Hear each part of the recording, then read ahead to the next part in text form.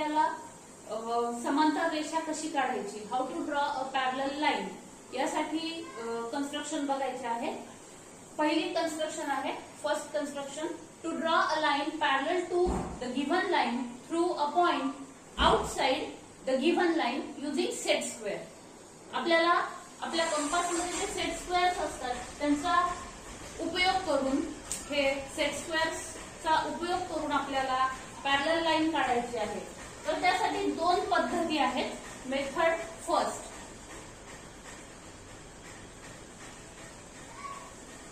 Draw any line L.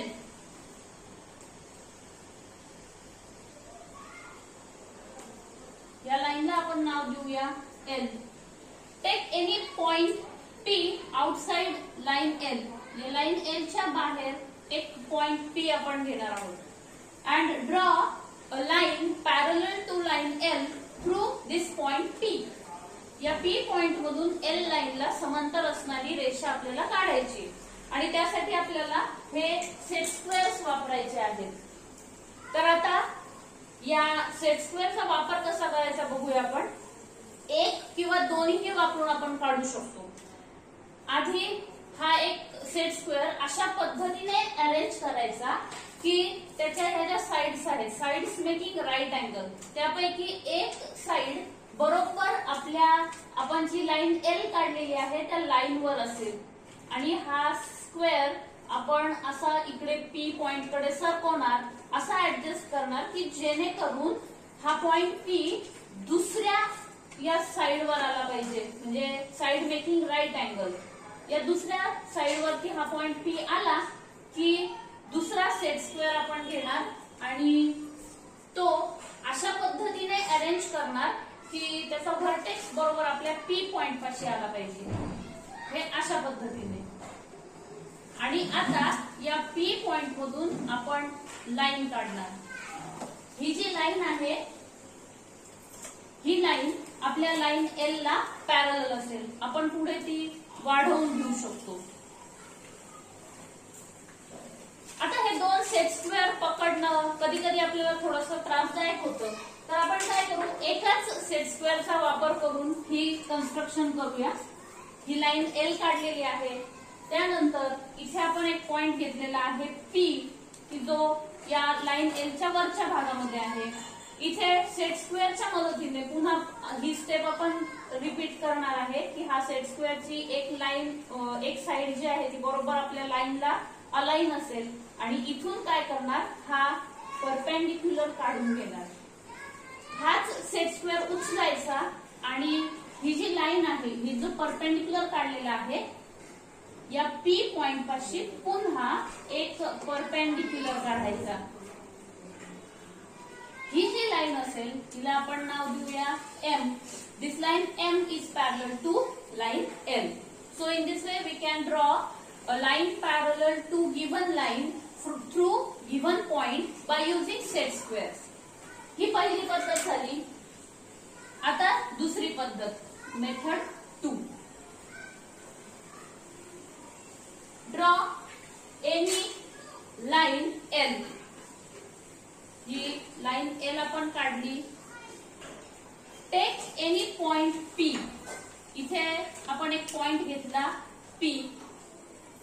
या P point पासून आपण सेट स्क्वेअरचा उपयोग करून या लाईन L वरती परपेंडिक्युलर काढणार. म्हणजे अशा पद्धतीने आधी ज्या पद्धतीने आपण सेट स्क्वेअर ठेवला होता त्याच पद्धतीने हा सेट स्क्वेअर ठेवायचा आणि बरोबर हा P पॉइंट या सेट स्क्वेअरच्या या दुसऱ्या साइडवरील अशा पद्धतीने ऍडजस्ट करायचा आणि इथे काढायचा आहे हा परपेंडिक्युलर. या परपेंडिक्युलरला नाव देऊ आपण PM. This is perpendicular. या लाईन L वरती कोणताही एक पॉइंट घ्यायचा N. आता या N पाशी एक परपेंडिक्युलर काढायचा आहे. इथे आपण परपेंडिक्युलर काढणार आहोत अशा पद्धतीने. आणि आता या N वरती इथे पॉइंट Q अशा पद्धतीने घ्यायचा आहे की PM is equal to QN. Distance PM is equal to QN असेल. मग ते अंतर आपण आपल्या स्क्वेअर मध्ये मार्क करून घेऊया आणि इथे हा Q पॉइंट आपण घेणार आहोत या ठिकाणी. हा मिळाला आहे मला पॉइंट Q. आता P आणि Q या दोनही बिंदूंमधून जाणारी रेषा या आपल्या दिलेल्या लाईन L ला पॅरलल असेल. तिला आपण नाव देऊ लाईन M. सो अशा पद्धतीने सेट स्क्वेअरचा उपयोग करून आपण या दिलेल्या रेषेला समांतर रेषा काढू शकतो. ही पहिली कन्स्ट्रक्शन होती. Now second construction to draw a line parallel to given line through a point at given distance.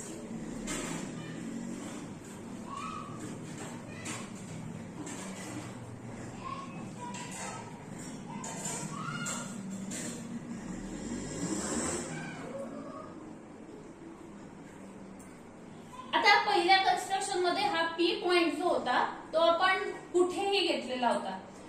आता आपल्याला दिलेलं असेल की एका लाईन पासून 2.5 डिस्टन्स किंवा 3 सेंटीमीटर किंवा 3.5 सेंटीमीटर अंतरावरती एक पॉइंट घ्या आणि त्या पॉइंट मधून दिलेल्या रेषेला समांतर रेषा काढा. तर त्या पद्धतीने आपल्याला तो पॉइंट दिलेल्या अंतरावरती घ्यावा लागेल. कन्स्ट्रक्शन ह्याच पद्धतीने करायचे आहे. याच दोन मेथड वापरून आपण करू शकतो. सेट स्क्वेअर वापरून फक्त आपल्याला तो पॉइंट घ्यायचा आहे. तो पॉइंट आपल्याला दिलेल्या अंतरावर घ्यावा लागेल. आता मी इथे suppose draw line L and draw line M